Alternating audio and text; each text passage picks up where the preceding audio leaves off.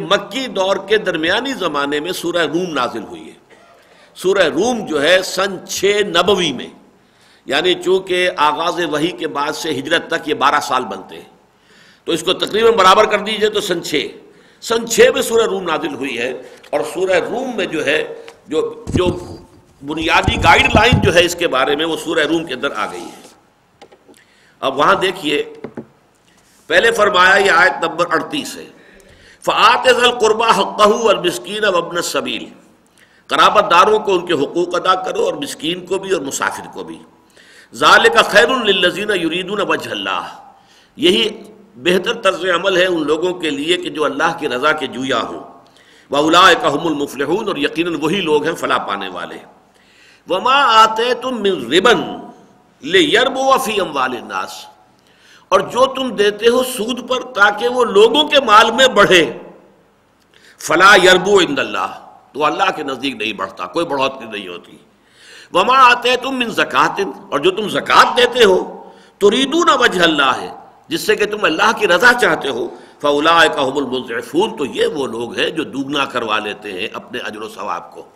یہ گویا کہ پہلا گائیڈنگ پرنسپل دے دیا گیا، اور اس میں یہ نوٹ کرنے والی بات یہ ہے کہ زکوٰۃ یا صدقات یا ایتاء ذی القربیٰ، ایتاء المساکین، اس کے مقابلے میں لایا گیا سود کو۔ سود در حقیقت وہاں کیا ہوتا تھا کہ کسی شخص کے پاس کوئی فاضل رقم پڑی ہوئی ہے، وہ فاضل رقم وہ کسی کے پاس گیا، میرے گھر میں رکھی رہے گی تو کیا فائدہ، یہ بڑھنی چاہیے، اپنا اس کا ذریعہ معاش کوئی ہے تو دھندا چل رہا ہے، لیکن وہ رقم جو بڑھنی چاہیے، اس نے کہا کوئی کاروباری آدمی ہے، لو بھائی میں تمہیں یہ دیتا ہوں تو اپنے کاروبار میں وسعت کر لو، مجھے 5%، 10% دے دینا، باقی جو بھی کماؤ تمہارا کمانا ہے۔ تو گویا کہ وہ شخص جو اپنے کاروبار میں اپنے جو کیپٹل ہے اس کے ساتھ جو محنت کر رہا تھا، اس میں آپ کا روپیہ بغیر محنت کے بڑھے گا، آپ کی محنت شامل نہیں اس میں، لیکن جو آپ نے روپیہ دیا وہ کیا، وہ آپ کی بچت تھی، وہ آپ کے لیے عفو تھا، ضرورت سے زائد تھا۔ اگر ضرورت کے اندر ہوتا تو آپ دیتے کیسے، دے ہی نہیں سکتے تھے۔ یہی وجہ دیکھیے کہ سودی معاملہ جو ہے اس میں سب سے بڑی جو اصطلاح ہے وہ سیونگز، بچت کرو، بچت کرو، بچت کرو، بچت کرو، بچت کر کے ہمارے سیونگ بینک اکاؤنٹ کے اندر جمع کر دو، تمہیں ہم 5%، 7% دے دیں گے، پھر اس سے بینک جو ہے آگے جو ہے 16%، 17% کے اوپر آگے دیتا ہے اور وہ پیسے بناتا ہے، اور اس سے بینکنگ سے جو ہے وہ ارتکاز دولت ہوتا ہے۔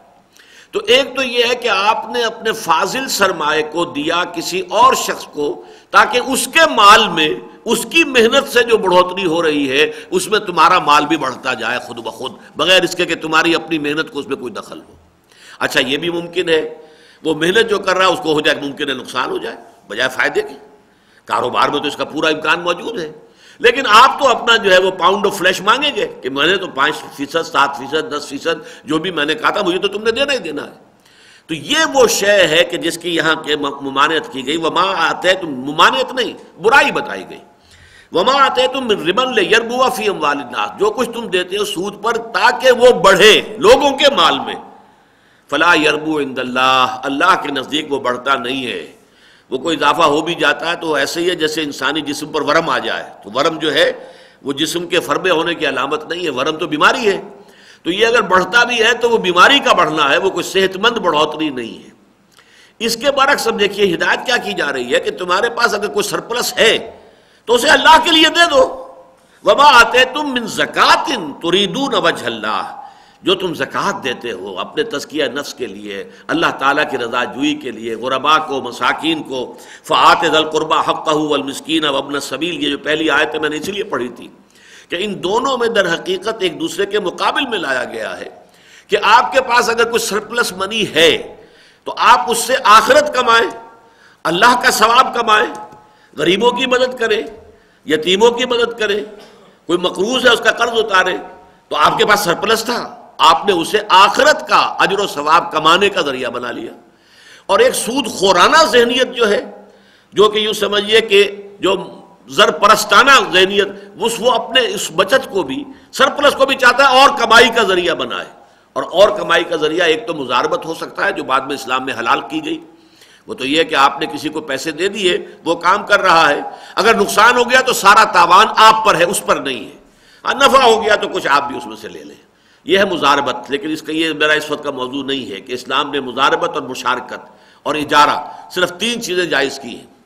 چوتھی چیزیں جتنی ہو رہی ہیں وہ مارکپ ہو اور فلاں ہو اور فلاں ہو، یہ سب کے سب جو ہے سود ہی کے لیبل بدلے گئے ہیں. وہ سود ہی ہے، اس میں در حقیقت اوپر سے صرف اس کے عنوانات تبدیل کیے گئے، نام بدل دیے گئے. مزاربت، مشارکت اور اجارہ، بس 3 چیزیں اسلام کے اندر ہیں. مالی معاملات کے اندر مل جل کر کوئی کام کرنا ہو، مالی معاملات کے اندر. تو یہاں پہ اصل میں یہ پہلی آیت نازل ہو رہی ہے جس سے اللہ کا اظہار ناپسندیدگی ہو گیا. فلا یربو عند اللہ، اللہ اعلان برات کر رہا ہے.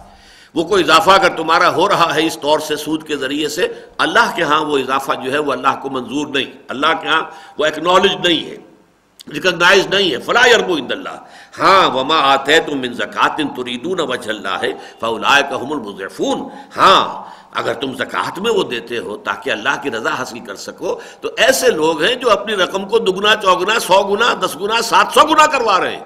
اس لیے کہ سورہ بقرہ میں ہم پڑھ چکے ہیں کہ جیسے ایک دانہ ہوتا ہے، آپ نے بیج میں زمین میں ڈال دیا بیج کے طور پر، فرض کیجئے مکئی کا دانہ تھا، اس سے وہ مکئی کا پودا نکلا، اس میں سٹے ہیں 7 جو وہ چھلیاں ہیں جنہیں آپ کہتے ہیں چھلیاں، ان میں سے ہر ایک کے اندر 100 دانے ہیں، تو گویا کہ ایک دانے سے 700 دانے بن گئے. اسی طریقے سے اللہ تعالیٰ کی راہ میں دی ہوئی رقم جو ہے بڑھتی رہتی ہے، بلکہ واللہ یضاعف لمن یشاء، اس سے بھی آگے اللہ جس کو چاہتا بڑھ کر دیتا ہے. ایک کے 700 گنا تو ہے ہی ہے، اس سے بھی زیادہ چاہے تو اللہ کسی اور کو بڑھا کر دے دے. تو یہ ہے اضعاف اصل میں. تو گویا کہ اب آپ نوٹ کیجئے کہ شراب کے مقابلے میں سود کی حرمت یا ناپسندیدگی، ابھی صرف میں کہہ رہا ہوں، اس کا مکروہ ہونا، اللہ کے نزدیک ناپسندیدہ ہونا، یہ اس شراب کی پہلی بات کے بعد سے بھی 8 سال پہلے یہ آیت نازل ہوئی ہے.